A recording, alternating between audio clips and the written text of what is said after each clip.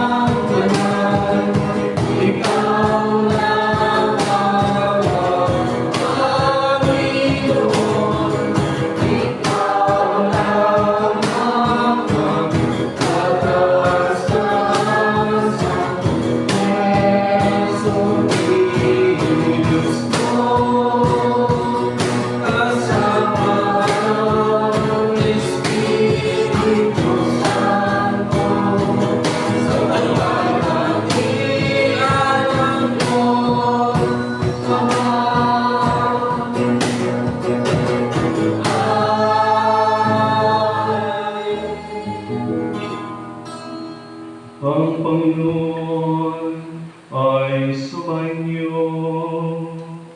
At sumainyo rin. Tayo'y manalangin. O Diyos sa mga makapangyarihan sa lahat, hagkan mo ang aming mga puso sa kaganapan ng aming araw-araw na buhay, na nagpapahina ng aming pag-asa at pananampalataya, upang sa gayon, sa lupang aming maranasan, ay tunay naming makilala at kilalanin si Jesus na aming Panginoon, na nabubuhay, tagaharing kasama mo kay San Espiritu Santo, isang Diyos, ngayon at magpakailanman. Amen. Magsipo po ang lahat para sa mga pagbasa.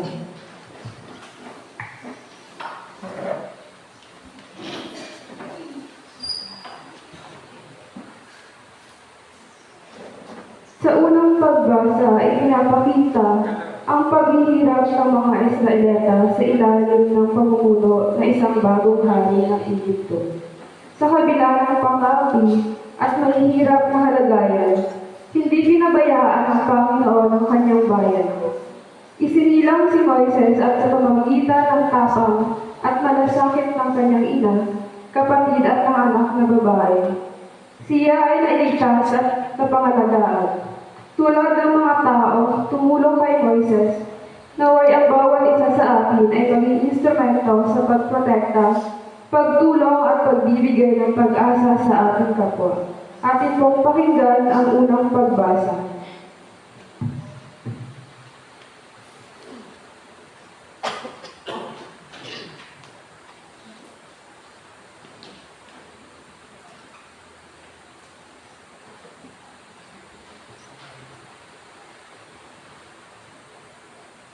Unang pagbasa. Pagbasa mula sa aklat ng Exodus, Kabanata 1, nagsisimula sa talata 8 at magpapatuloy sa Kabanata 2, talata 10. Lumipas ang panahon at nagkaroon ng Ehipto ng ibang hari na hindi nakakilala kay Jose.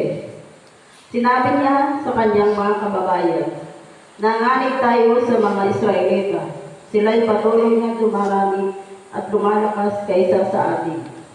Kailangan gumawa tayo ng paraan upang mapigil ang kanilang pagdami. Baka salakayin tayo ng ating mga kaaway at tumampi pa sila sa mga ito. At pagkatapos ay tumakas sa ating lupain. Kaya naglagay sila ng mababagsik na pangasiwa upang pahirapan ang mga Israelita. Ipinagawa ng Paraon sa mga ito ang mga lungsod ng Pitom at Rameses, mga lungsod na imbakan ng mga pagkain at kagamitan. Ngunit habang inaapi, ang mga ito ay lalo namang dumarami at nanirahan ang mga Israelita sa iba't ibang bayan, kaya sila ay kinatakutan ng mga Ehipsyo. Dahil dito, ang mga Israelita lalong walang awang pinahirapan ng mga Ehipsyo sa paggawa ng sisa at ng iba't ibang mabibigat na gawaing bukid.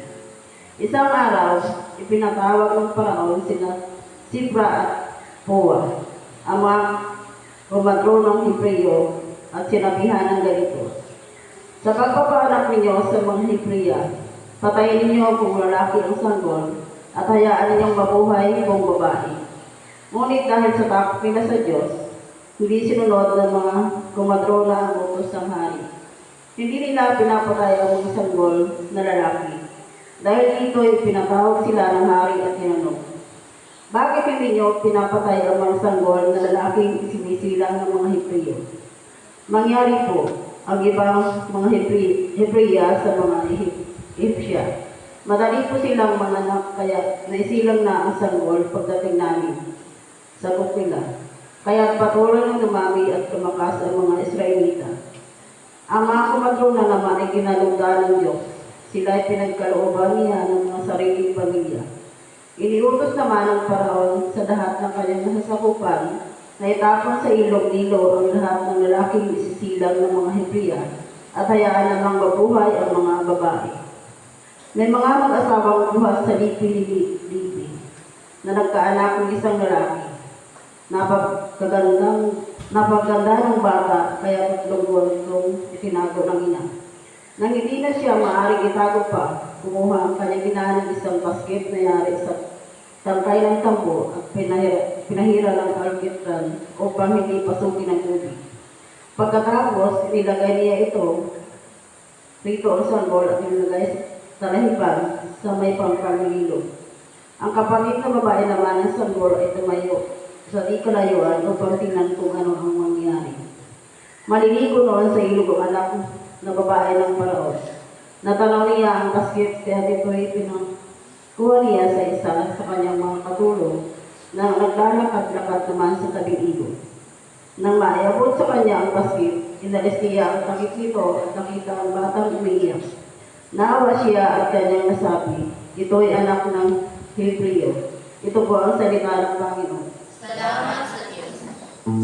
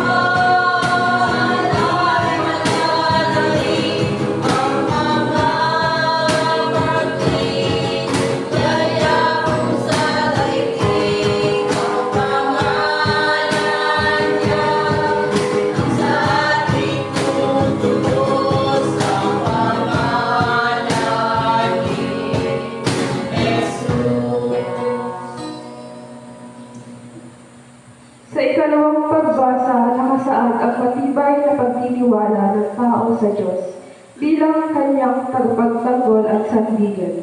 Sa kabila ng mga panganib, pagsubok at mga kaaway, kinikilala ang Diyos sa tumutulong at nagliligtas sa kanyang bayan. Kaya naman sa araw na ito, inaanyayahan tayo na patuloy na magtiwala sa anumang sitwasyon sa panahon ng pagsubok at pangamba. Ating alalahanin na hindi tayo nag-iisa, sapagkat ang Panginoon ang ating lakas at kanlungan sa bawat oras. Atin pong pakinggan ang ikalawang pagbasa.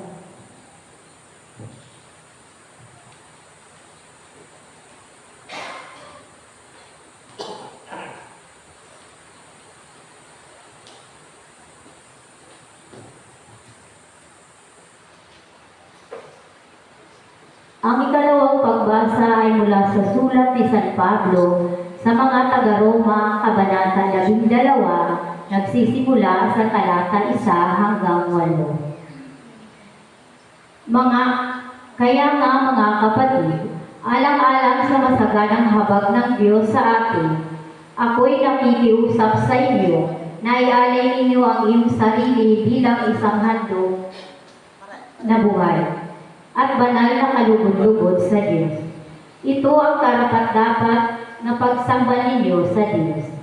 Huwag kayong makiayon sa takbo ng mundong ito. Sa halip, hayaan ninyong baguhin ng Diyos ang inyong pag-iisip upang maunawaan ninyo ang kanyang kalooban. Sa gayon, magagawa ninyo kung ano ang mabuti, kalugod-lugod, at ganap na kalooban ng Diyos. Dahil sa kagandahan ng loob ng Diyos sa akin, sinabi ko sa bawat isa sa inyo, huwag ninyong pahalagahan ang inyong sarili ng higit sa nararapat.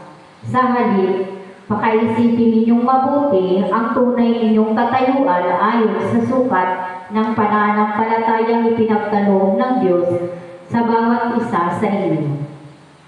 Kung paano ang katawan ay binubuo ng maraming bahagi at magkakaiba ang gawain ng mga ito, gayon din naman, kahit na tayo'y marami, nabubuo tayo sa isang katawan ni Kristo.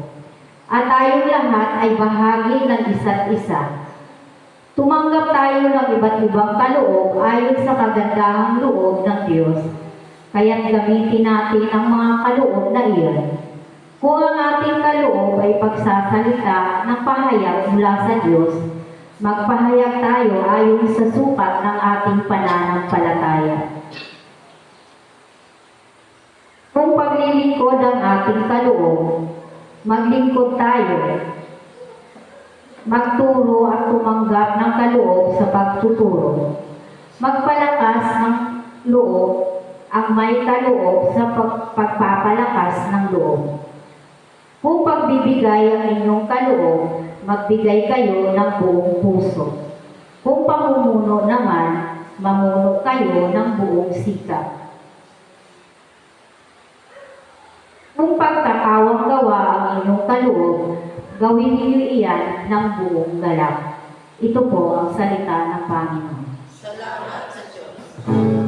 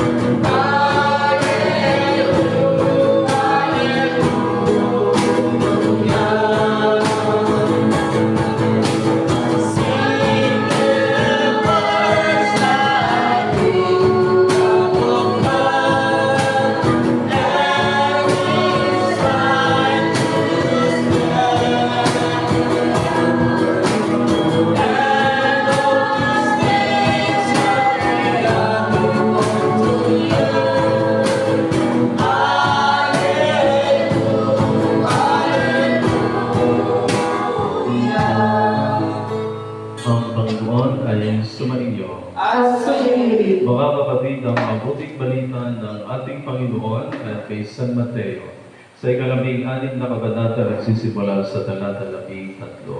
Wala. Sa iyo, Panginoong Kristo.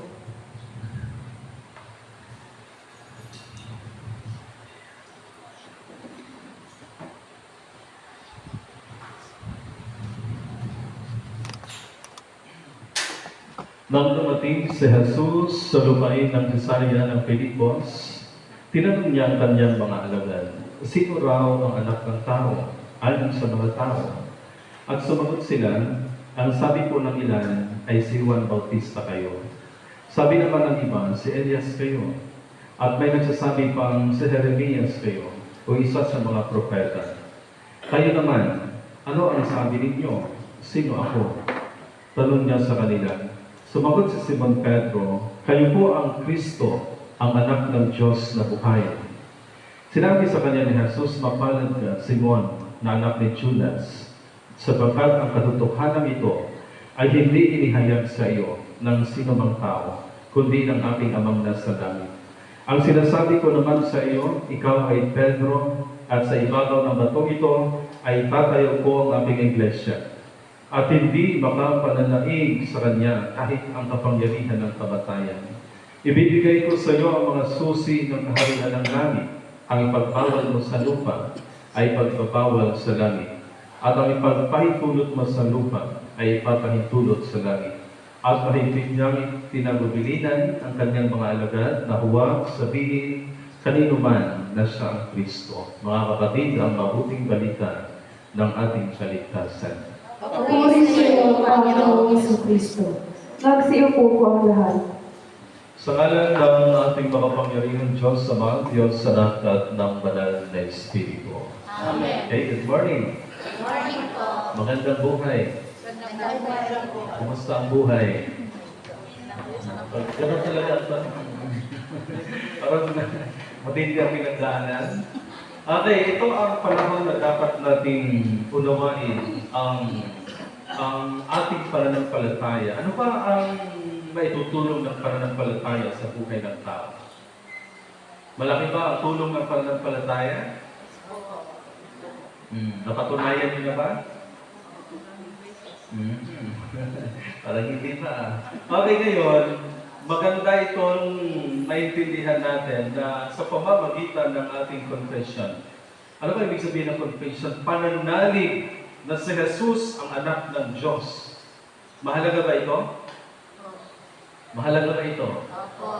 Kasi, mga kapatid, dapat yung maintindihan na sa panahon na mataas ang ating pananampalataya, ang Diyos naman ay mayroong reward. Ano yung ibinigay ni Jesus kay Pedro? Anong ibig sabihin ng susi? Baka sabihin nyo si Pedro ang daan ng kaligtasan. Ang susi ay simbolo ng authority, office. Kumbaga, binigyan si Pedro ng, ikaw ang bahala sa simbahan. Okay. Ikaw na ang magiging, ang tawag na nila doon, ikaw ang magiging advokasya mo na ipangaral ano ang biyaya ng pananampalataya at kahulugan nito. So ngayon, mga kapatid, ito yung magandang observation natin na ang pananampalataya ay hindi isang produkto ng talino o logika lamang, kundi isang biyaya at regalo mula sa Diyos. Nung sinabi ni Jesus na mapalad ka, Pedro, dahil inihayan ito sa iyo ng aking amang nasa langit. Mahalaga ba yan? Parang anting-anting lang yan. Parang binigyan ka ng kapangyarihan. Di ba? Now, ang pananampalataya ay kaloob ng Diyos sa tao. Noong una nakita ng Diyos na, ano kaya itong tao? Bigyan ng pera, masaya. Pag walang pera, malungkot. ano nakita ng Diyos sa atin? Ang kahinaan ng tao ay parang nasa atin na eh. Di ba? Pag may problema ang tao, lungkot. Hindi mo pwedeng maging masaya sa problema. Meron ba gano'n? Excited? Di ba wala? So doon nakita ng Diyos na ang tao ay napakahina. Nakadepende lang sa isang bagay. At minsan, ang na-appreciate natin ay yung mga nakikita natin. Hindi natin na-appreciate yung mga spiritual na puwersa na hindi nakikita gaya ng pananampalataya. Sabi ninyo, mahalaga ito. Ngayon, ginamit nyo ba ito? Ginamit nyo ba ang pananampalataya? Depende. Okay, ang pagbibigay ng mga susi ng kaharian ay nangangahulugan ng tiwala at otoridad. Ang tanong, naniniwala ba kayo sa kapangyarihan ng Diyos? O kakayanan nyo lang? Ako nang bahala dyan. Alam nyo, ang maganda dito kapag naiintindihan natin ang pananampalataya. Parang ano lang, di ba si Elias sabi niya, Panginoon, paulanin mo ngayon para maintindihan ng mga tao na ikaw nga ay makapangyarihan. Umulan. Then, ang baha na, Lord, wag ako. Di ba? I-try ko po. Nasa panahon na malakas kayo sa Diyos, maaaring ang inyong kahilingan ay pakikinggan ng Panginoon. Ang problema kasi parang ang hirap, no? Ang hirap makonvince ng Diyos. Bakit? Mahirap ba makonvince ang Panginoon? Hindi naman na. Baka may hadlang sa iyong isip at puso. Ano ba yung hadlang ng isip at puso natin? Doubt. Tunay kaya? Lord. Kapag ganun ang inyong impression sa pananampalataya, kaya ko kaya? So doon pa lang, may hadlang na. Binabawasan mo na ang kapangyarihan ng Diyos. Kaya maganda ito na kapag binigyan ka ni Jesus ng isang tungkulin na maging kinatawan niya sa lupa upang magdala ng pag-ibig, katarungan, at kapatawaran, dapat gawin mo ito. Kasi nakitaan ka ng Diyos na ikaw karapat-dapat ito. Na kapag ginawa mo ito, may bisa ang iyong pananalita maging sa gawa. May bisa ba ang inyong pananalita na kapag sinabi mo sa iyo, anak, maghugas ka? Susunod o hindi? Walang bisa.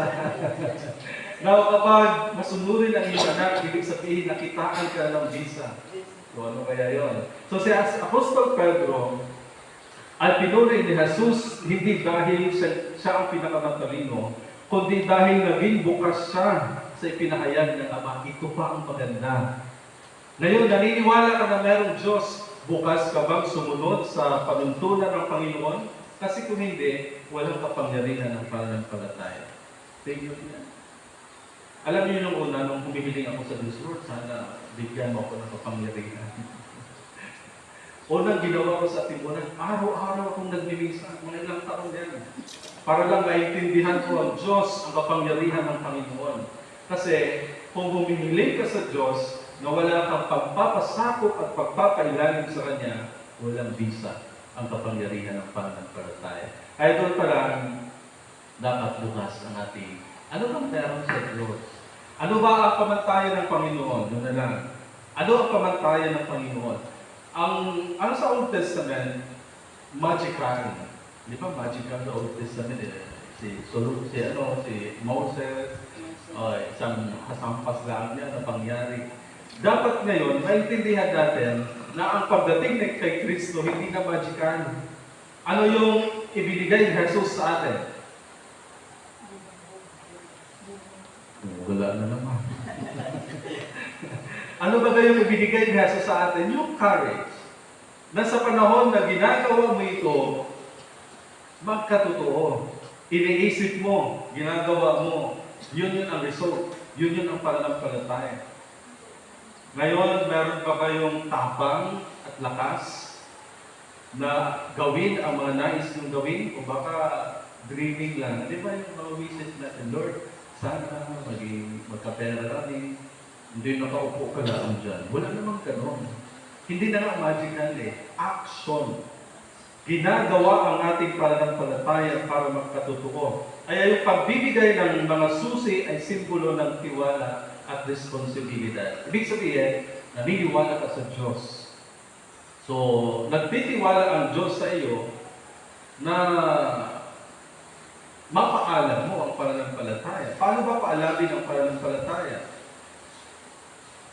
Anong ginagawa ni Jesus para lumakas ang kanyang kapangyarihan? Wala na naman. Anong ginagawa ni Jesus para lumakas ang kanyang kapangyarihan sa kanyang Ama? Di ba siya ay pumunta sa bundok, sa garden, of Gethsemane, siya'y dumadalangin doon, siya'y nagpapasalamat sa Diyos. Ano pang ginagawa niya? Lagi niyang pinupuri ang Ama na salamat Ama dahil ipinahintulot mo ang pagkakataong ito. Ganun lang pala. Ang ibig sabihin, para mapangyari ang nais niyong mangyari, huwag kalimutan na ang Diyos ang magpapangyari sa isang bagay, hindi tayo. Gusto niyo kasi kayo ginamit lang tayo. Tayo ang instrument ng kapangyarihan ng Diyos. Ang ibig sabihin, kung gusto niyo ng isang bagay, tawagin niyo, pasalamatan niyo ang Ama na binigyan kayo ng pagkakataon na gagawin at mapangyari ang mga bagay na ito. So, ganun na kasimple. Kaya kapag lumakas ang ating pananampalataya, wala tayong ibang gawin, kundi Ama. Thank you. Yan. Na binigyan mo ako ng kakayanan at kapangyarihan na gawin ang mga bagay na ito. Kasi, alam niyo, ang katawan ng tao ay mahina. Di ba inaantok tayo kapag sinasalita ng Diyos? Kasi ang katawan natin ay walang kakayanan na tumanggap sa espiritual. Kaya ang gawin ng tao, palakasin ang kanyang katawan para maging karapat-dapat na tumanggap sa kapangyarihan ito. Kung malinaw yun, paano ba natin palakasin ang katawan? Baka iisip nyo naman ay kain. Paano ba palakasin ang katawan natin? Kailangan natin mag-devotion talaga. Kahit ang parihan, dapat may personal devotion. Kasi ang Mass ay presiding ng si Father. Dapat meron kang personal na ikaw mismo at ang Diyos na makapangyarihan sa lahat ay nag-uusap din.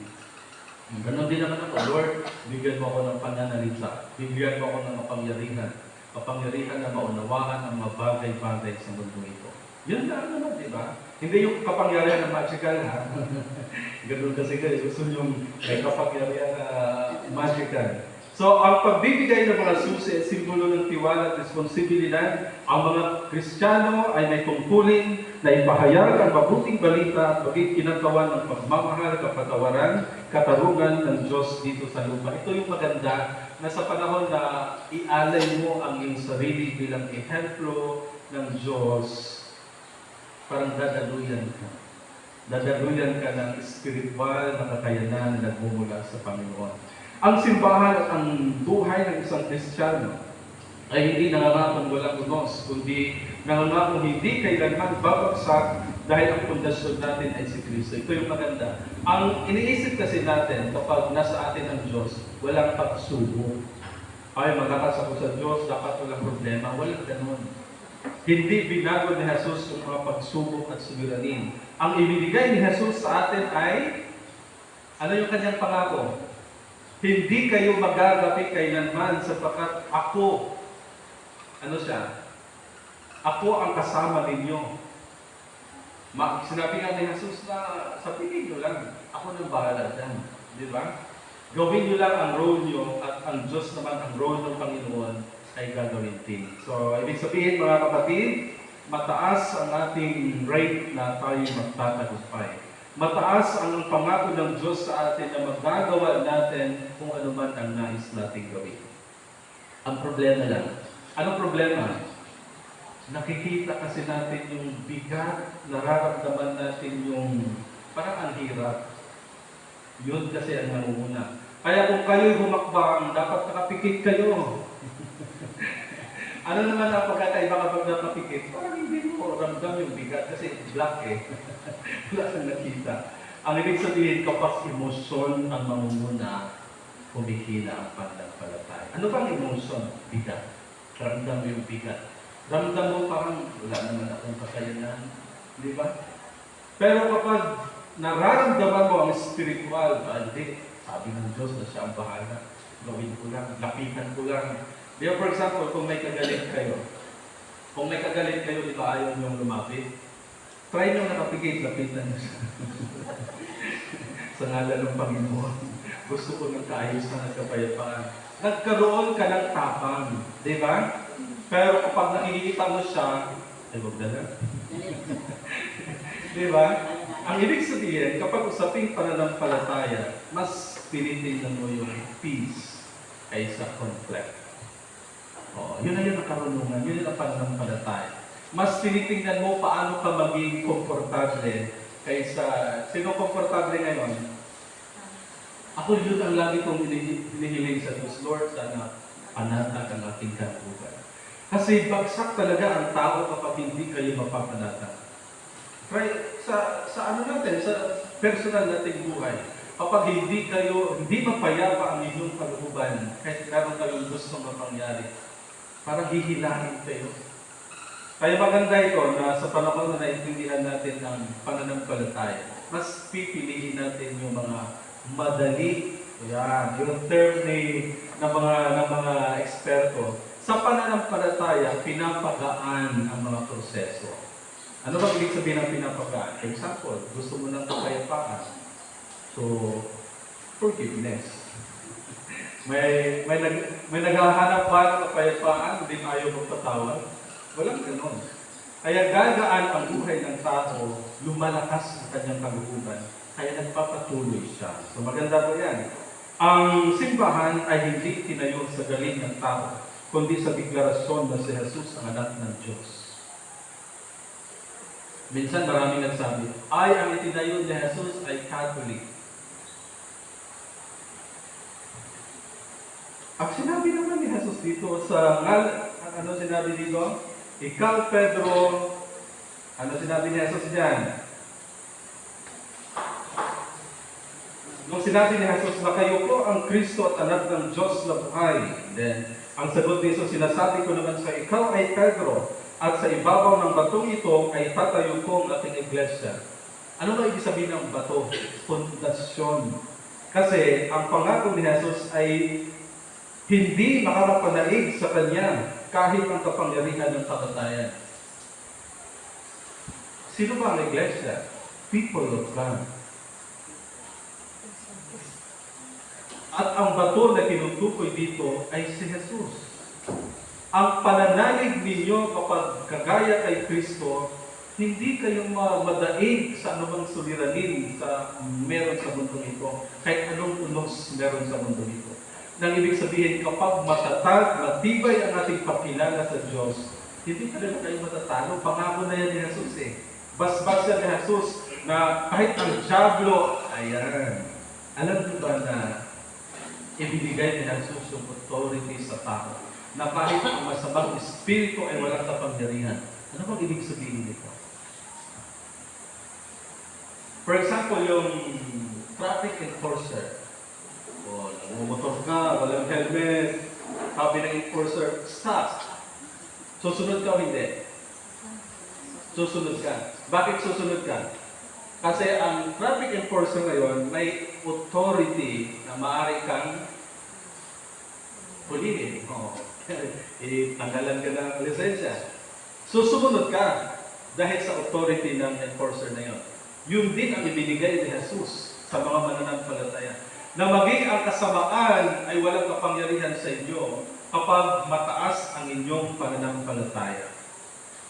Wala siyang kapangyarihan. Ano bang ibig sabihin? Cruisen, ang masamang espiritu ay spirit. Kaya lang, natatakot ka kasi mataas ang iyong imahinasyon. Ay, nakakatakot yung may sungay. May sungay ka dyan, no? Parang gano'n yung definition natin, di ba? So, di ba, natakot tayo sa impression. Pero dapat pala, kapag mataas ang inyong pananampalataya, kaya mas mataas ang Diyos dyan, kaysa masama na yan, mas diyablo na yan. So, ibig sabihin, ang Diyos ay nagbigay sa atin ng authority na maging ang kasamaan ay walang kapangyarihan sa inyo kapag mataas ang inyong pananampalataya. So malinaw na yan na ibig sabihin pala na kaya natin gawin lahat. Yes! Sinabi na yan ni Jesus, maging si Pedro. Yung sinabi ni Pedro, Lord, kung ikaw yan, pwede bang lumakad ako sa tubig na yan, sa dagat? Sabi ni Jesus, sige, lumakad ka. Pero nakita ni Pedro na malakas yung hangin at aron. Yun lang pala ang problema. Ano ba yung nagpapabagsak sa tao? Pag-alala, takot, ano pa? Doubt. Yun lang ang ayusin ninyo. Kasi ang pananampalataya given, ang kapangyarihan ay given. Ang mga possibility ay given. Kaya kung anong gusto nyo mangyari sa church, mangyayari ko yan. Naniniwala ba kayo? Kasi iniisip nyo, walang pera. huwag yung isipin na walang pera. Ang isipin nyo, yung tao. Yan, may pera yan si treasurer. Yung likod ni treasurer, may pera din yan. Ang ibig sabihin, dapat makumbinsi ng tao ang isang object, ang isang layunin. Di ba? Kasi kung hindi makonvince ng bawat isang layunin, ang hirap talaga. Kaya dapat gawin ninyo ay paano makumbinsi ang mga tao sa isang layunin. Yun ang pinapangaral ni Jesus sa kanyang mga apostol. Huwag na kayong mag-alala. Gagawin nyo lang, puntahan nyo lang, gagawin nyo ang mission natin. Ako na ang bahala. Nang ibig sabihin, gawin nyo kung anong gusto nyo gawin sa simbahan ito, kung gusto nyo pagandahin. Gawin nyo. Ang Diyos na bahala. The rest. Ang sabi ko, ang hirap naman. Kaya kailangan natin ng organizing. I-organize talaga, iparating ang ating mga layunin sa simbahan. Kasi may mga taong hindi nagbibigay at nagdagod kasi hindi sila kumbinsido. Kaya kapag makonvince ng leader, ng mga organisasyon, ang isang layunin, ang Diyos naman. Di ba may kapangyarihan ang Diyos, hilipuin niya ang inyong mga puso para magbigay kayo. Na yan, ang ibig ko sabihin, dapat ang mga leader ay mataas ang kanyang vision, yung kapangyarihan, yung pag-asa, yung pananampalataya. Kasi once na maghihintay tayo sa wala talagang pera. Ako nga sa bayan ng Buena Vista, lagi ko sinasabi, sana yayaman kayo. Yun lagi ko sinasabi, baka kung gagawin nila yun, yayaman sila. Kasi aambunan din ang simbahan ng mabiyay. So, ayan. Ibig sabihin, dapat sila rin. Yayaman kami. Kailangan nating tingnan ang mga possibility. Kasi, once na, ano ba ibig sabihin ng pananampalataya? Once na huminto ka ng humiling at manalangin sa Diyos, ibig sabihin huminto na rin ang iyong pananampalataya. So, yun ang pananampalataya. Sana, mga kapatid, ang sikreto ng katatagan ay wala sa sarili nating diskarte, kundi sa bato na ating kinatatayuan sa Jesus, ang Diyos na makapangyarihan sa lahat. Kapag kay Jesus tayo naniniwala at kumakapit, may lakas tayong gawin ang mga bagay-bagay. Kaya yun ang pinakadapat natin tingnan. So ito ang panghuli, may pumato eh. Ito ang panghuli, binigyan tayo ng susi ni Jesus dahil may pinagkatiwalang otoridad at mission siya sa ating mga kamay. Mga leaders of the church, ikaw ang kinatawan ni Kristo, kaya huwag mong itago ang susi, kundi buksan mo ang mga pinto ng kaharian ng Diyos para sa iba. So, ibig sabihin, kailangan talaga natin ipaunawa sa iba. Oy, may project tayo. Ganun lang, anong tawag doon? Ipamalita kung ano ang mga priority ng simbahan para ang Diyos naman ay, ito pa ang pinakamaganda. Kapag ang isang layunin ay maka-Diyos at tao ang makikinabang, 100% mangyari. Tunay yan na pangako ni Kristo. Kapag ang isang layunin ay, ang interest ay para sa Diyos at para sa bayan, para sa tao, 100% mapangyari ang isang bagay. So yan ang dapat nating tingnan na huwag nating kalimutan na sa simula pa, inihayag na ni Jesus ang mga bagay na ito. So ang gagawin lang ng tao ay sama-sama at maghanap. Di ba yung sabi ni Kristo, maghanap ka upang ikaw ay makasumpong. Kumatok ka upang ikaw ay pagbuksan. Yan. Humingi upang ikaw ay pagbigyan. Yan yung mga procedure na ang tao minsan hindi nakakatagpo dahil nahihiya. Nahihiya tayo, no? Huwag kayong mahiya. Para tuloy-tuloy ang biyaya sa mundo ito. So sana maintindihan natin na ang pwersa ng kapangyarihan ng pananampalataya ay hindi magical. Organizing, convincing, yan ay paabot sa lahat yung plano natin para maunawaan nila na ito'y para sa Diyos, para sa atin, para sa mga members, para sa mga hinatag. So, good luck at naway ang pananampalataya maghari sa atin. Amen! Amen. Sa ngalan ng ating Diyos sa mga Diyos sa langkat ng banal na Espiritu. Magsipin niyo po ang lahat. Sabay-sabay natin sabihin ang credo ng ating pananampalataya. Sumasampalataya kami sa isang Diyos amang makapangyarihan, sa lumikha ng langit at lupa, at ang lahat ng nakikita at di nakikita. Sumasampalatayang mag-isa-isang Panginoong Jesucristo, bugtong na anak ng Diyos, nagmula sa umagang pa simula ang panahon. Diyos buhat sa Diyos, liwanag buhat sa liwanag. Diyos na totoo, buhat sa Diyos na totoo. Iniyanak, hindi itinakal sa isa sa Diyos na Ama. Sa pamamagitan niya ay pagkakaroon na para sa ating mga tao sa ating kaligtasan, ay nanawag sa buwan sa langit sa pamamagitan ng kapangyarihan ng Espiritu Santo, ay pinanak siya para yung Birhen naging tao. Ipinako sa krus sa nakala sa ating mga panahon ng konsyulado, na panasakit na matay at inibig, at muling nabuhay sa ganitong araw sa katuparan ng mga kasulatan. Umakyat siya sa langit at narupong sa kanan ng Ama, at muling darating na paluwalhating pakukuhaan ng mga buhay at mga patay, at ang kaharian ay walang hanggan.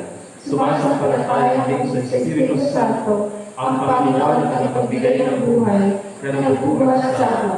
Sinasamba siya at iwalhati kasama ng mga anak. Nagsalita siya sa pamamagitan ng mga propeta. Nananalig kami sa Iglesia ng isang banal, katolika at apostolika.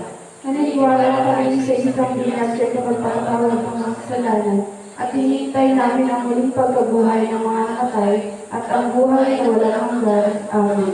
Magsiluhod po ang lahat para sa panalangin ng bayan.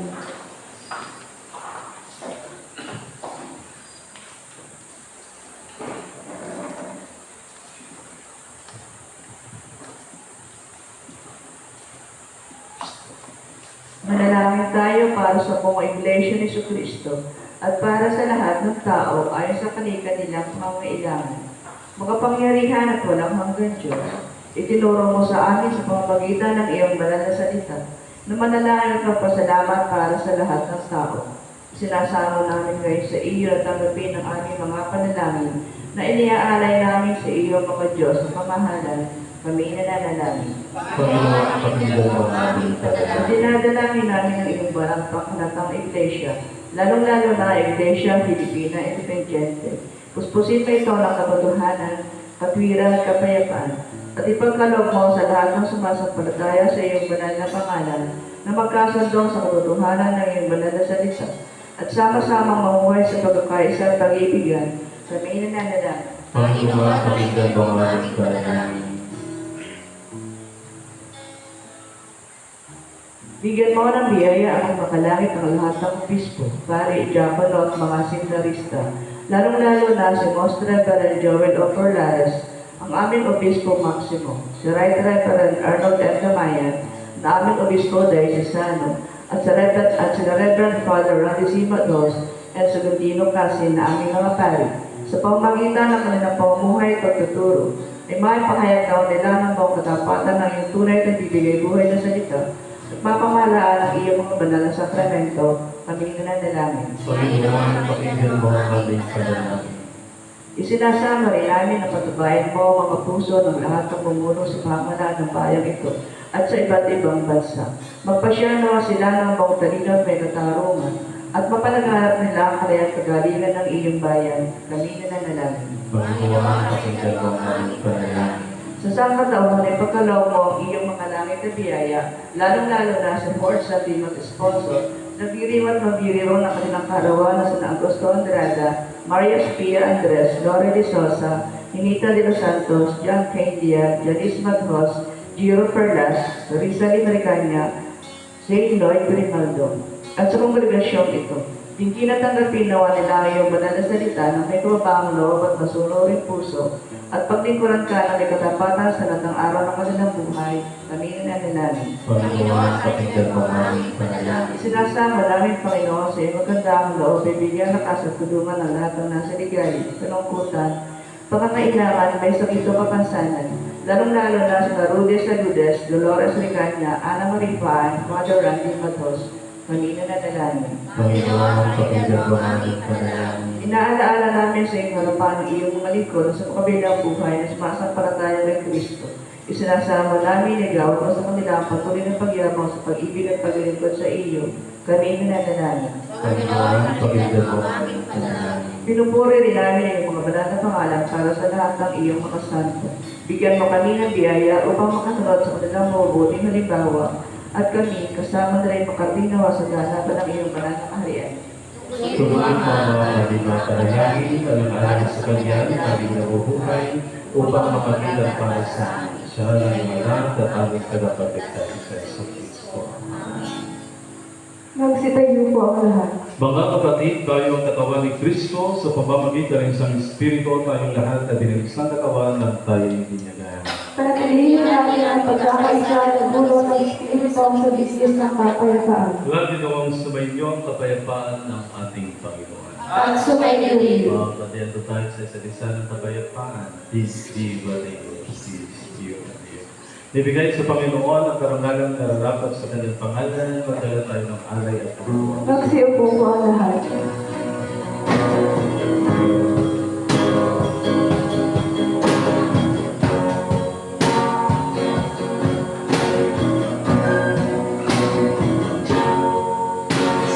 Salamat sa iyo.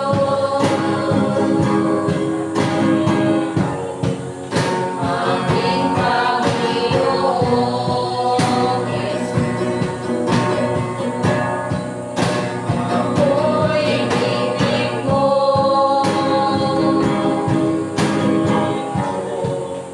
Amin ang Panginoon.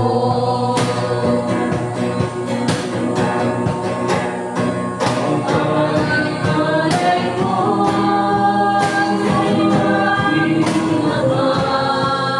ay mo, buhay ko, sumat kaluluwa, hindi makaya ng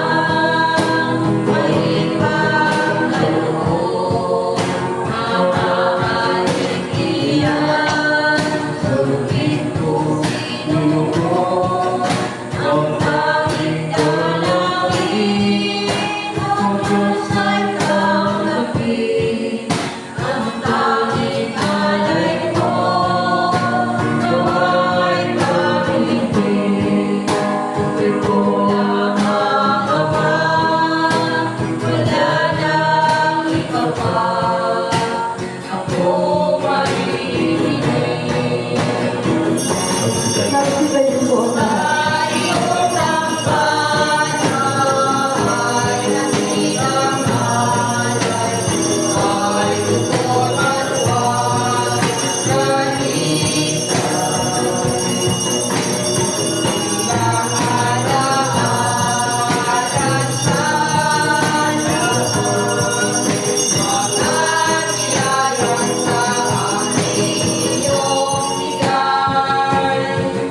Sa pagkakatas mo, ibabalik sa'yo, kahabilang pala ay narito. Hindi ka isa, kailangan mo, kundi ako'y papuri sa iyo.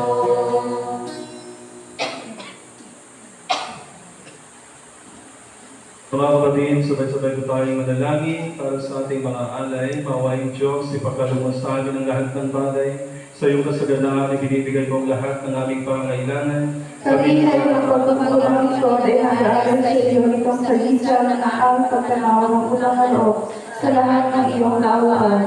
Amen. Manalangin sa pag-alay ng tinapay, walang hanggang Diyos, pinatubog ang butil at mula rito ay ginawan namin ang tinapay na ito. Iyaan namin ito sa iyo upang sa amin ay maging tinapay ng buhay. Pagkaloob mo ng pagtatanggap nito ay maguslod sa bigkis ng pag-ibigay.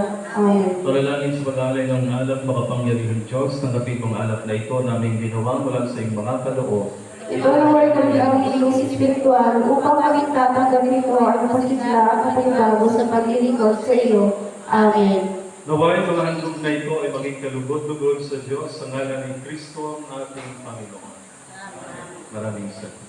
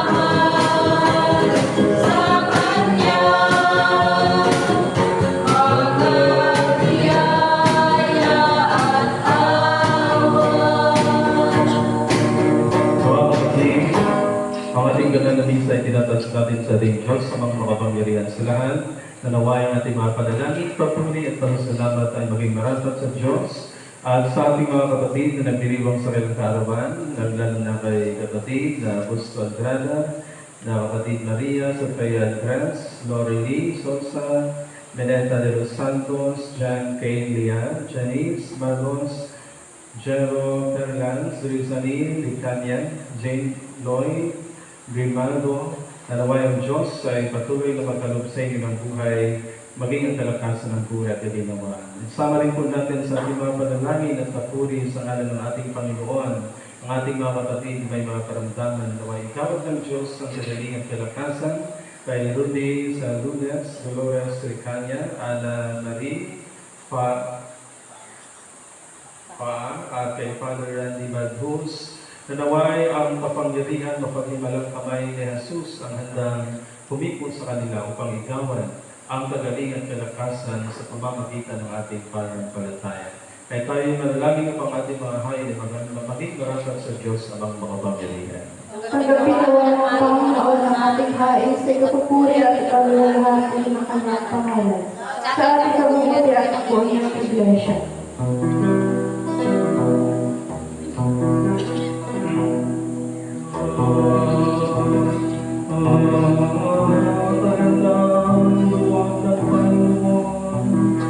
Ay mananatiling walang hanggan sa mga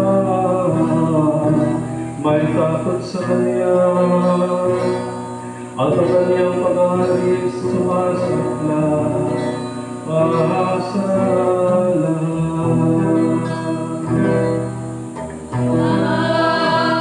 Aking sa mga susunod sa kanyang iman at naalalang sumunod sa kanya.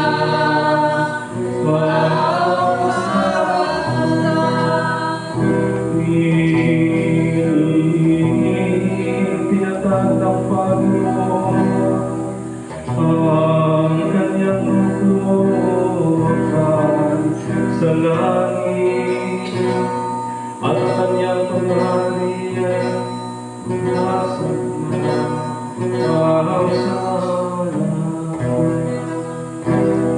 Pumuri ang Panginoon, kayong lahat niyang mga anghel, kayong may lakas at kapangyarihan, na umatalino sa Kanya.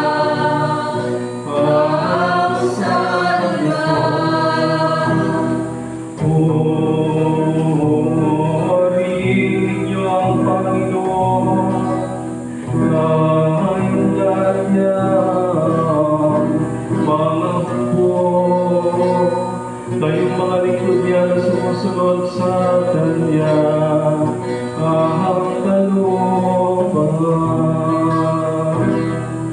Pumuri ang Panginoon,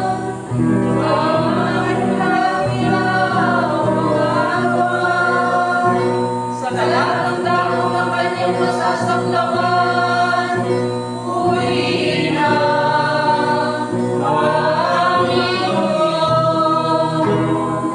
Ang Panginoon ay sumainyo.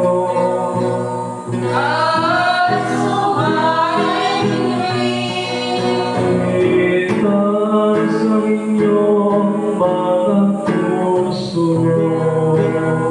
Itaas namin sa Panginoon. Pagpasalamat tayo sa ating Panginoong Diyos. At siya natin pasalamatan at purihin. Tunay na marapat, ating tungkulin at kaligayahan. Lagi at saan tayo magpapasalamat sa iyo, O Panginoon na banal naman, makapangyarihan po lang ang Diyos. Kaya nga, kasama ang mga anghel, mga arkanghel, lipunan ng langit. Buong kaganapan namin pinapahayag ng iyong kaluwalhatian. Lagi nagpupuri sa iyo at nagsasabi, Banal, Banal, Banal na Panginoon, Diyos na pagkalitan sa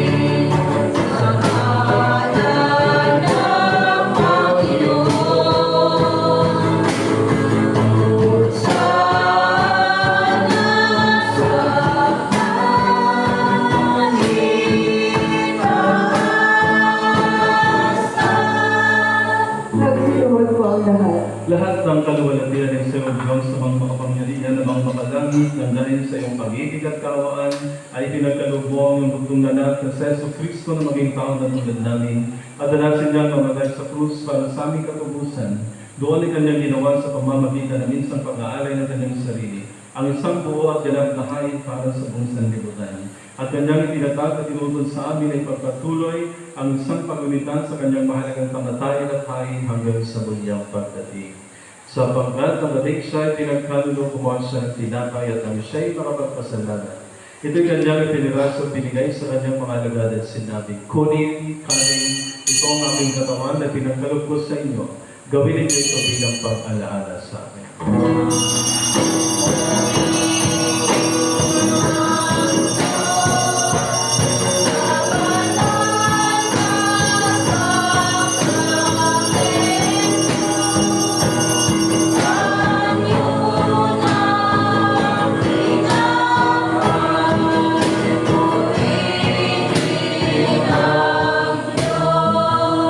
Matapos sa napunan na ginawa niya sa kami siya'y makapagpasalanan, ito'y kanyang ibinigay sa kanila at sinabi, inumin niyo ito kayong lahat sapagkat itong aking dugo ng bagong tipan na binubuhos ko para sa inyo at para sa marami.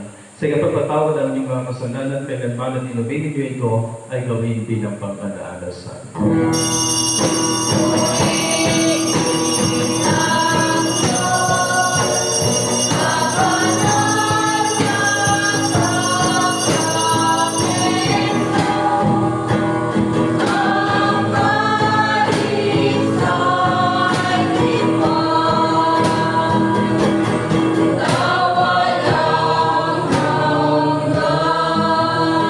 Nagsitayo po ang lahat. Ibayan ko natin ang misteryo ng ating pananampalataya, si Kristo ay namatay.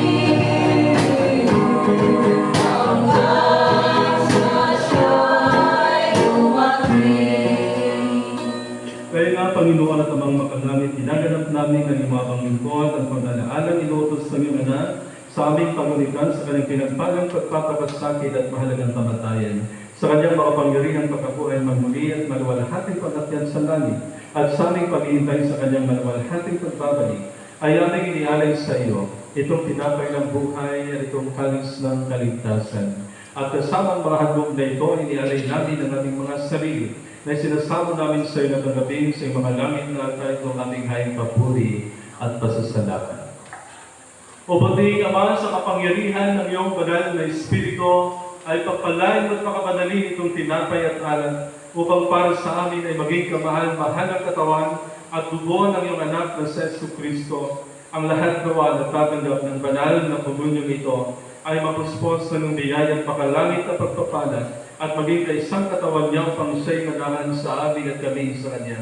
At pagamat hindi kami karapat-dapat na mag-alay sa iyong anumang hain, gayon sinasamo namin sa iyo na tanggapin itong aming tungkulin at paglilingkod sa pamamagitan ni Kristo aming Panginoon, sa pamamagitan niya. At kasama niya sa Kanya, na kay isang Espiritu Santo ang lahat ng karangalan, kaluwalhatian ay sa amang makapangyarihan. Ngayon at magpakailanman.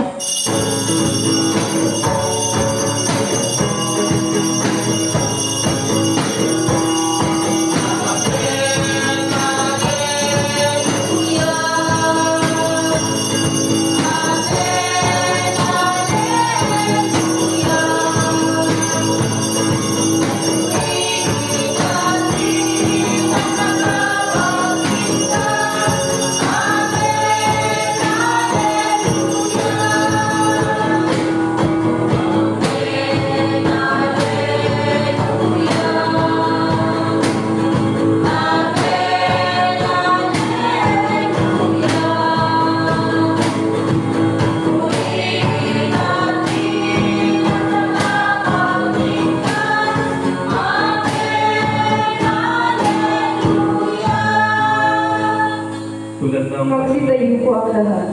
Tulad ng panalangin na tinulad sa akin ang ating tagapagligtas si Jesus.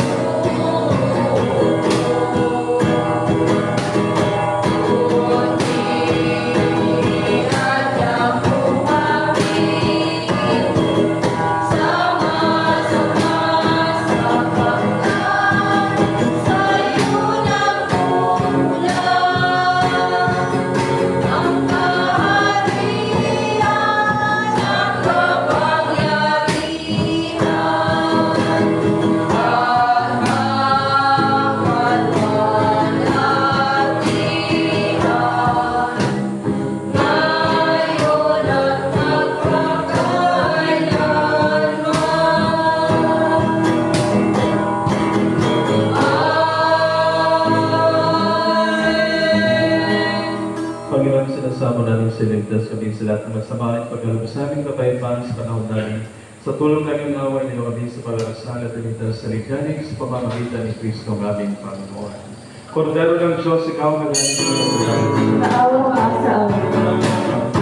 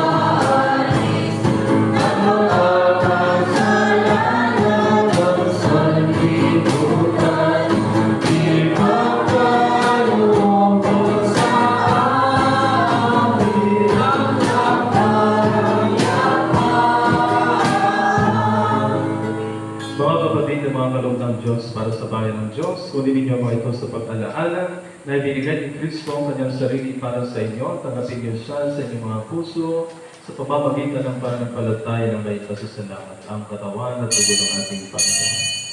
Amen. Magsiupo po ang lahat. I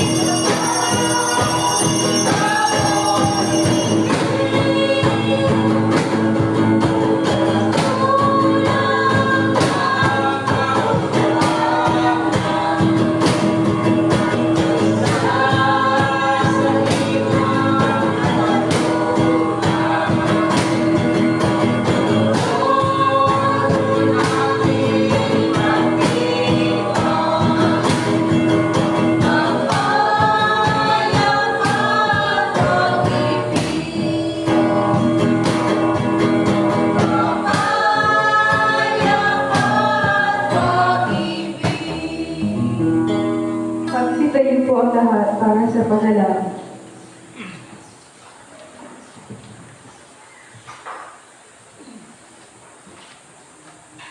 Ang Panginoon ay sumainyo. At pinili, Tayo po'y manalangin makapangyarihan at walang hanggang Diyos, pinasasalamatan mo namin sapagat kami pinakain ng pagkain espiritual, ang pangalagaan ng katawan at dugo ng aming tagapagligtas na si Kristo at sa mga banal na misteryo ito, ay tiniyak mo ang aming mga buhay na bahagi ng katawan ng iyong anak at mga tagapagmana ng kanyang malawakang kaharian. Ngayon naman, susubo kami upang kami namin ang tungkol na kasasahan, upang ikaw ay ibigay at paglingkuran ng aming kapwa. Bilang mga tapat sa saksi Kristo ang aming Panginoon, sa Kanya sa iyo at Espiritu Santo, ang lahat ng karangalan at kalunayan, ngayon at magpahalaga.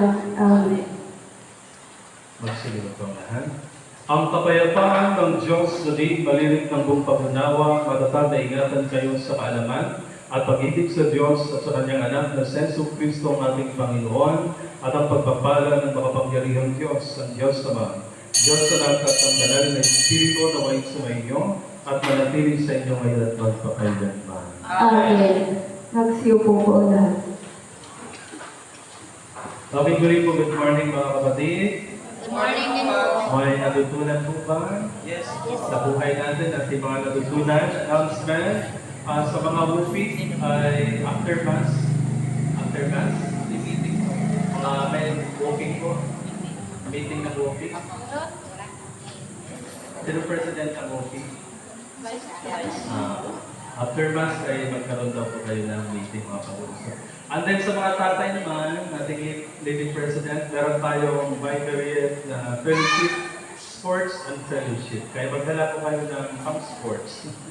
Okay, may nakasama ka na sa GC? Kasama na po kayo. Morning, doon tayo sa area ni Engineer Romel.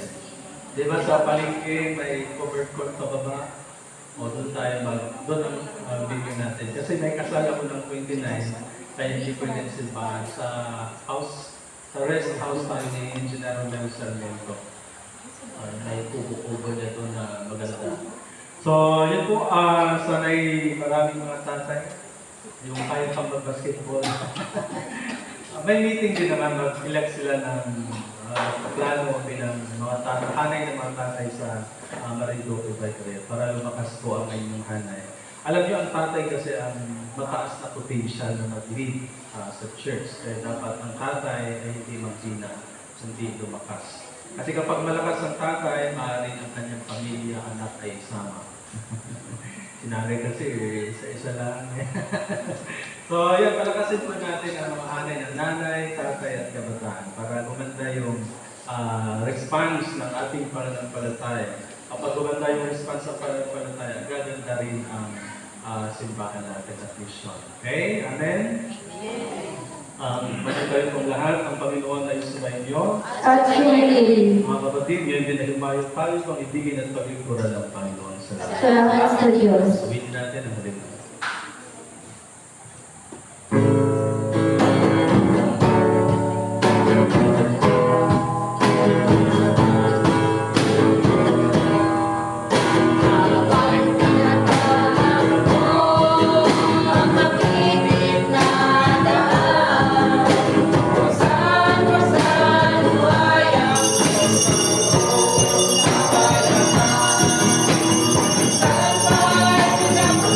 Sa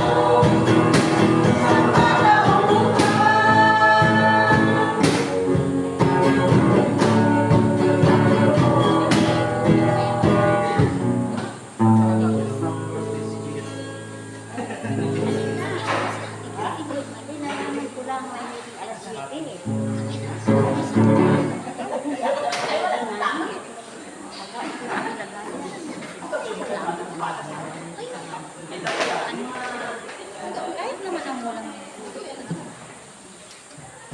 nalaman ko na bago para makalimutan. Sabi mo mo wala mo. Next week na walang report. Siya pala. Ay, ano? Ano ka ba si Father?